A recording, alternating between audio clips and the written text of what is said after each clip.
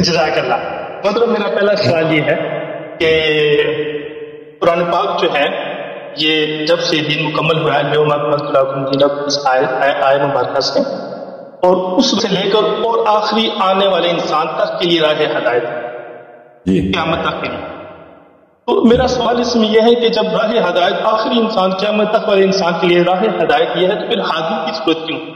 یعنی کہ میں مہدی کی بات کر رہا ہوں، وہ اس کی ایک خاص وجہ میں اپنا سوال کروں. جی ٹھیک ہے، سوال میں سمجھ گیا. شیخ صاحب دوبارہ تشریف لائیں. شیخ میں بخاری صاحب سے فارغ ہو کے میں دوبارہ شیخ صاحب کی خدمت میں جاؤں گا انشاءاللہ. امید کرتا ہوں کہ ٹال کر نہ کٹے. آپ کی خدمت میں عرض ہے کہ قرآن ہدایت ہے، لیکن قرآن کافی نہیں ہے. دیکھیں قرآن ایک ایسی کتاب ہے صامت ہے، ساکت ہے. قرآن کو ایک مترجم کی ضرورت ہے، قرآن کو ایک معلم کی ضرورت ہے. نبی کریم صلی اللہ علیہ وسلم خود معلم قرآن تھے.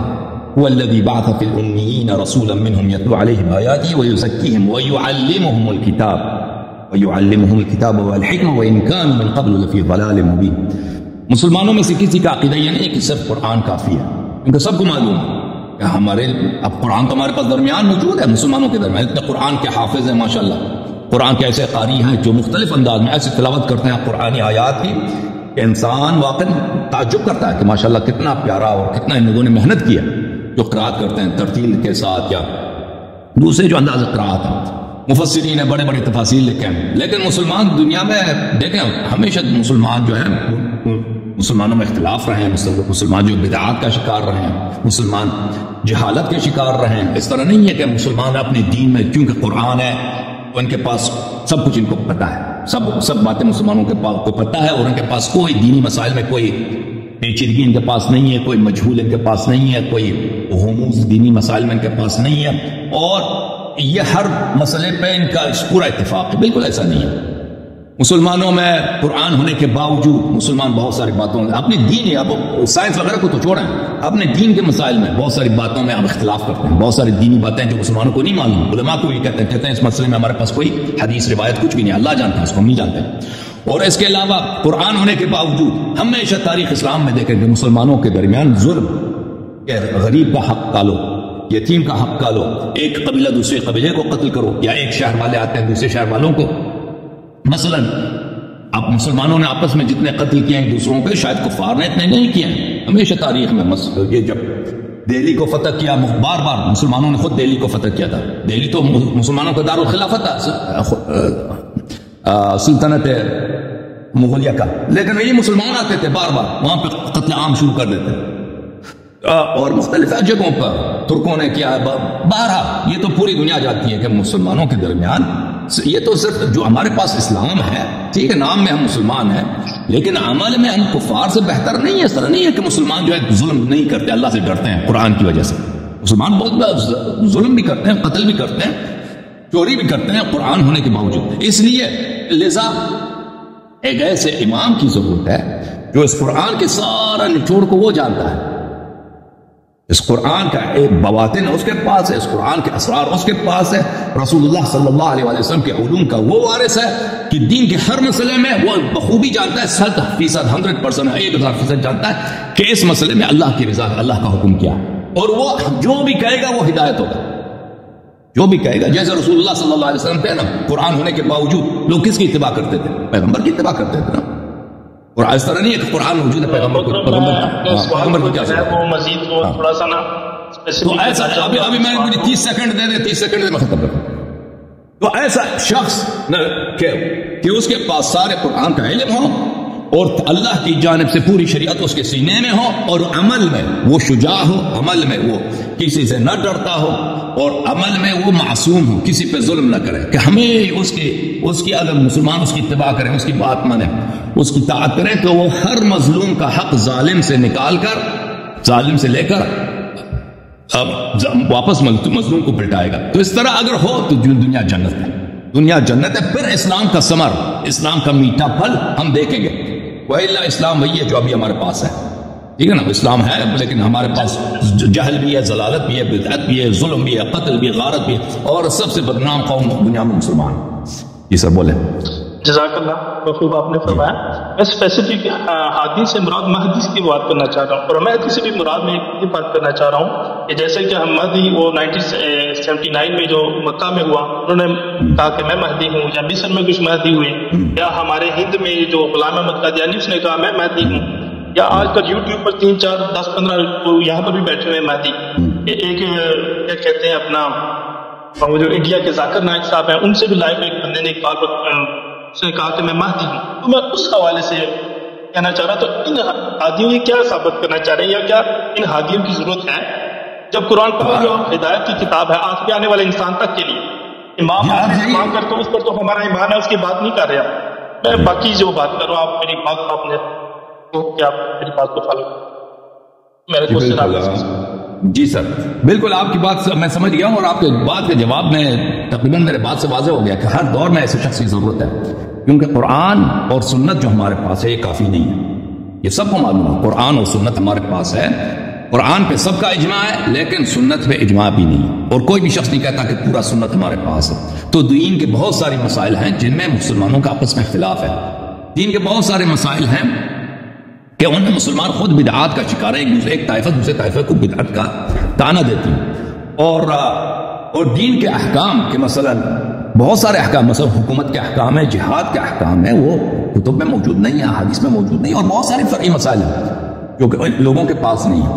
تو لہذا کہنے کا مقصد یہ ہے کہ وہ ایک ایسا شخص نبی صلی اللہ علیہ وآلہ وسلم کے بعد ہر زمانے میں جس کے پاس پورا قرآن موجود ہے، اور قرآن کے باطن، نہ صرف قرآن کا ظاہر، قرآن کے باطن باطن باطن وما فرطنا فی الکتاب من شیء، کہ اس کتاب میں ہر چیز، جیسے عبداللہ ابن عباس کہتے تھے نا کہ میں اگر میری رسی بھی گم ہو جائے تو میں قرآن سے ڈھونڈ کے اس کو نکال لیتا ہوں، اور پھر پورا سنت تو اس کے پاس موجود ہو، اور وہ بغیر اجتہاد کے، بغیر مثلا کسی شک کے، بغیر اتباع ظن کے، یقین کے ساتھ کہ اس کو پتہ ہو کہ اللہ کا حکم اس مسئلے میں یہ ہے.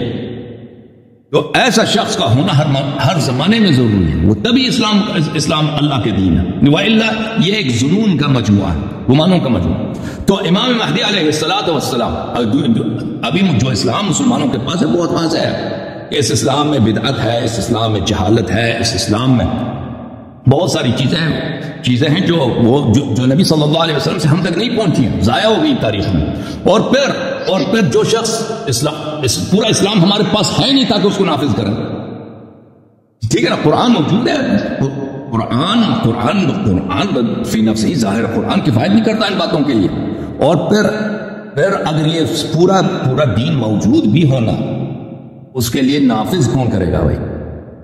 کون؟ اگر کسی کے پاس عصمت نہیں ہے بھائی، ایسے آپ دنیا میں آپ کو کس پہ بھروسہ ہے کہ وہ اپنے مفاد کے لیے، اپنے قوم کے مفاد کے لیے وہ کوئی غلط اقدام نہیں کرے گا، یا مثلا اپنے اس کو دھوکہ نہ ہوگا، کسی مظلوم پہ ظلم نہیں کرے گا. یہ تو غیر معصوم میں کسی کے پاس گارنٹی نہیں ہے. وہ ایسا شخص ہوگا جو معصوم ہوگا. آپ نے جو باتیں کہی ہیں کہ بہت سارے لوگ مہدویت کا ادعا کرتے ہیں، بہت سارے لوگوں نے نبوت کا ادعا کیا، امامت کا ادعا کیا، یہ تو ہمیشہ رہا ہے. ٹھیک ہے نا، اگر ایک ایسا پوسٹ ہے جس کا رسول اللہ صلی اللہ علیہ وسلم نے وعدہ دیا ہے تو لازمی بات ہے کہ بلکہ لوگوں نے الوہیت کا بھی ادعا کیا ہے.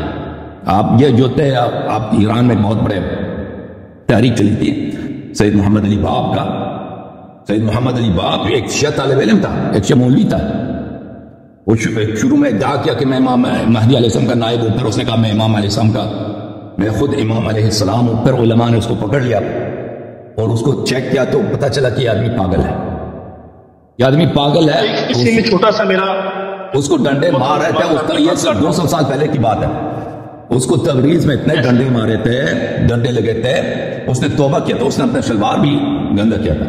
پھر وہاں سے نکل کے اس نے دوبارہ وہی ادعا شروع کیا. بہت سارے لوگ اس کے پیچھے پڑ گئے. اس نے اپنا فرقہ بنا دیا کہ میں مہدی ہوں، میں فلان ہوں. پھر اس کے بعد اللہ تعالیٰ بلا کرے، ایران کے بادشاہ اس وقت نے اس کو حکم دیا کہ اس کو سزائے موت ہونا چاہیے. سزائے موت کے لیے لائے اس کو. اس پہ تیر چلانے والا کوئی نہیں تھا کیونکہ وہ سید تھا، شکل میں بڑا خوبصورت تھا، گاڑی بھی بہت زبردست. تو وہ سب کہتے ہیں میں کیسے یہ ہو سکتا ہے امام ہوں، میں اس کو کیسے قتل کروں. تو بہت مشکل کے بعد اس کو قتل کیا گیا. کوئی اس کو قتل نہیں کرتا تھا. پھر اس کے بعد اس کے جو اتباعات ہیں ان میں اختلاف آ گیا. آخر میں مرزا حسین علی نوری، وہ اس نے جس کو بعد میں بہا اللہ کا لقب ملا، اس نے کہا کہ اس نے پہلے ادعا کیا کہ میں باپ کا وصی ہوں. پھر اس نے کہا کہ میں من یظہر اللہ ہوں. پھر کہا کہ میں مہدی ہوں، پھر کہا کہ میں نبی ہوں، پھر کہا کہ میں اللہ.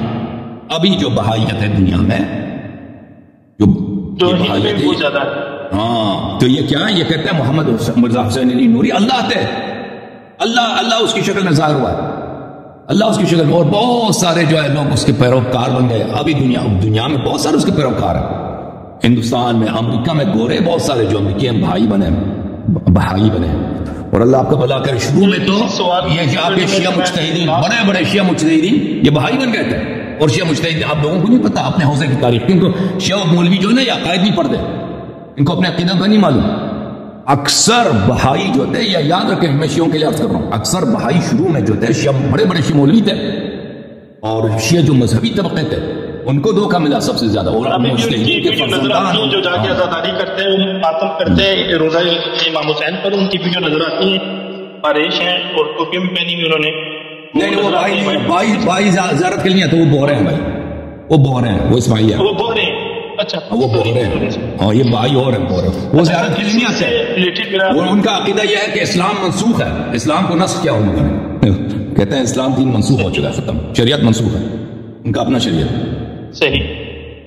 اچھا اسی سے کڑی سے جیسے کہ آپ یہود میں دیکھیں کہ وہ مسیح و موعود کا انتظار کر رہے تھے بہت زیادہ کہ وہ آئیں گے، ہمارے جو آخری جو ہوں گے عیسیٰ، جب عیسیٰ ابن مریم آ گئے انہوں نے سب سے زیادہ پہلے انکار جو یہود نے کیا تھا. ایسے اہل تشریح میں سب سے زیادہ امام مہدی آپ کے زمان کا ہوتا ہے کہ جناب آخری امام مہدی تشریف لائیں گے، اور جو زمانے میں جو ان کا خلافت ہوگی، جو بھی معاملات ہیں، ایسا تو نہیں ہے کہ سب سے زیادہ منکر یہی ہو اگر وہ دوسری پارٹی سے ہو جائے. یعنی کہ جیسے جو ان کے پاس معاملات ہیں یا جو ان کے پاس وادر سے حدیث مبارکہ ہیں جو بھی پیشن گوئیوں کے حوالے سے ہیں، تو جب وہ تشریف آوری کریں تو وہ کسی دوسرے سے ہو جاتے. عیسیٰ ابن مریم یہود میں سے نہیں تھے، ٹھیک ہے، تو انہوں نے ان کا صاف انکاری کیا یا نبی پاک صلی اللہ علیہ وسلم کے وہ منکر. حضرت امام مہدی علیہ السلام کے متعلق ہمارے پاس متواتر احادیث، فوق متواتر احادیث بہت زیادہ ہیں. ان کا اسم گرامی معلوم ہے، ہمیں ان کا والد صاحب کون ہے، ان کی والدہ کون ہے، کس سن میں پیدا ہوئے، کس شہر میں پیدا ہوئے، ان کے دادا کون ہے، ان کے نانا کون ہے، ان کے پردادا کون ہے، ان کا سب موجود ہے ہمارے پاس، ٹھیک ہے. اس کے علاوہ اگر کوئی شخص ادعا کرے تو وہ جھوٹا ہو، کیونکہ یہ چیز متواتر ہے. امامت جو ہے صرف ائمہ طاہرین، امامت منحصر ہے اہل بیت علیہم السلام کی میں، اور رسول اللہ صلی اللہ علیہ وآلہ وسلم کے اہل بیت طاہرین میں، اور 11 امام منحصر ہیں صرف اور صرف امیر المؤمنین علیہ السلام کی نسل سے، اور ان میں سے 9 جو ہیں امام حسین علیہ السلام کی نسل طیب سے ہوں گے. اور وہ کون ہے، 12ویں امام کون ہے، اس کے احادیث بے نہایت زیادہ ہیں، بے نہایت. اور پھر امام عصر علیہ السلام کے ہمارے زمانے میں، ہر زمانے میں اتنے معجزات ہیں، اتنے معجزات ہیں جو شیعہ لوگ جانتے ہیں. شیعہ کتابوں میں آپ دیکھیں، ہر کوئی شخص بھی اپنی زندگی میں، بہت سارے لوگوں نے اپنی زندگی میں دیکھا، اس حقیر نے بارہا مشاہدہ کیا امام عصر علیہ السلام کا لطف و کرم اور ان کے معجزات. تو ہمیں تو اس مسئلے میں کوئی شک ہی نہیں ہے. اور اس کا مطلب یہ ہوگا نا کہ کوئی کہہ دے کہ ہمیں پتہ چلے کہ پیغمبر جو ہے پیغمبر نہیں تھے. ابھی اگر کوئی کہہ دے نا کہ اگر یہ مسلمانوں تم کیا جواب دو گے اگر تمہیں پتہ چلے حضرت خاتم الانبیاء رسول اللہ محمد العربی صلی اللہ علیہ وسلم روح لہ الفدا، روح لہ الفدا، اگر آپ کو پتہ چلے کہ یہ نبی نہیں تھے تو ہم کیا کہیں گے اس کے جواب میں؟ ہم کہیں گے کہ بھائی یہ تو ایسے چیزیں کہ آپ کہتے ہیں کہ اگر پتہ چلے کہ سورج گرم نہیں ہے، سورج سے نور نہیں نکلتا نا، یہ ایک ایسی بدیہی چیز ہے، یہ تو اس میں تو شک ہی نہیں ہے، اس میں ہمیں کسی قسم کا شک، یہ 100% ثابت ہے، ٹھیک ہے نا. تو اور حضرت نبی کریم صلی اللہ علیہ وسلم کے متعلق میں عرض کروں، اس طرح نہیں تھا کہ یہودیوں کو نہیں پتا تھا کہ وہ کون ہے، یہودیوں کو بخوبی پتا تھا ان کا کہاں سے آئیں گے، وہ کس نسل سے آئیں گے، ان کا الذین آتیناہم الکتاب یعرفونہ کما یعرفون ابناءہم، جیسے اپنے بیٹوں کو پہچانتے. ہاں وہ بخوبی جانتے تھے. وہ جب پیغمبر انبیاء سلف نے، پرانے انبیاء نے، عیسیٰ علیہ السلام، یوسف، یعقوب، موسیٰ علیہ السلام، انبیاء علیہ السلام نے کوئی کسر نہیں چھوڑی تھی. یعنی نبی کریم صلی اللہ علیہ وسلم کی منہ بمو، اور اہل بیت علیہ السلام کی نشانیاں اور اہل بیت علیہ السلام کے ظلم، یہ ہمارے احادیث میں موجود ہیں کہ کون کون لوگ ظلم کریں. اپنے قوم کو اتنے واضح انداز میں انہوں نے بیان کیا تھا، اتنے وقت کہ انہوں نے پیغمبر صلی اللہ علیہ وسلم کو جو ہی دیکھا جیسے اپنے بیٹے کو پہچانتے اس طرح پہچان گئے کہ وہی پیغمبر ہے. تو وہ بخوبی جانتے تھے پیغمبر کہاں آئیں گے، کس نسل سے آئیں گے، ان کی نسب شریف. آپ اپنے بیٹے کے نسب کو نہیں جانتے؟ اپنے بیٹے کے نسب کو جانتے ہیں. میرا بیٹا ہے اور میں اپنے باپ کا بیٹا، میں نسب کو جانتے ہیں. وہ بھی اسی طرح نبی کریم صلی اللہ علیہ وسلم کی نسب شریف کو جانتے تھے، لیکن انہوں نے کس لیے انکار کیا ہے؟ حب دنیا میں انکار کیا کہ بھئی اگر ہم ان کی شریعت کو مانیں گے، اپنی شریعت منسوخ کرا دیں گے، تو یہ انہوں نے کہا کہ ہم اپنے آبا کے دین کو کیسے چھوڑ دیں اور اپنی